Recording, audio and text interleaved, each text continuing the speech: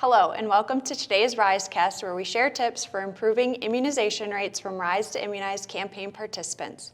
Today, we are joined by Matthew Malachowski, Systems Director, Population Health and Ambulatory Care of Ochsner Health. Now, in 2022, the CDC updated the pneumococcal vaccine recommendation for adults 65 years and older. I understand you've taken an interesting approach at Ochsner Health to implement this recommendation. Tell us more about that approach and what it looks like. We were really excited when that new CDC recommendation came out. The ability to use a single agent to close the care gap on pneumococcus was very exciting for my providers.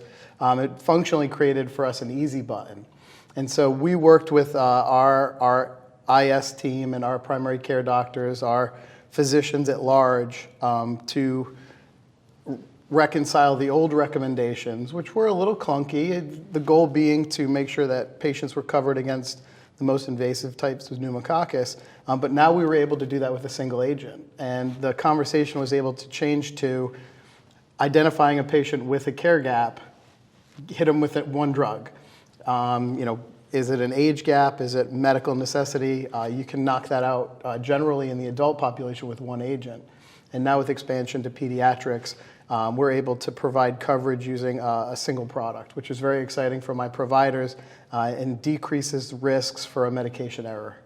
Yeah, sounds like you simplified the process quite a bit. Quite a bit. What operational challenges, though, did you encounter during this transition to this model, and how did you overcome those challenges?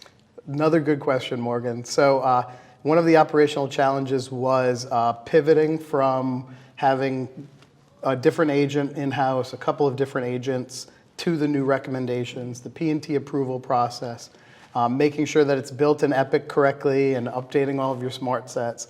So there are some operational considerations and some educational considerations for caregivers that have been using the old guidelines, but making sure you check all the operational boxes, making sure it's correctly hardwired in your EMR, and then having it physically be available as the only agent inside the clinic so that when that order comes in, they're not pulling the wrong product. Making that turn is always a challenge and usually takes a couple of weeks where you may have multiple agents available in your EMR before you can flip the big switch and turn the old product off and have the new simplified regimen available exclusively.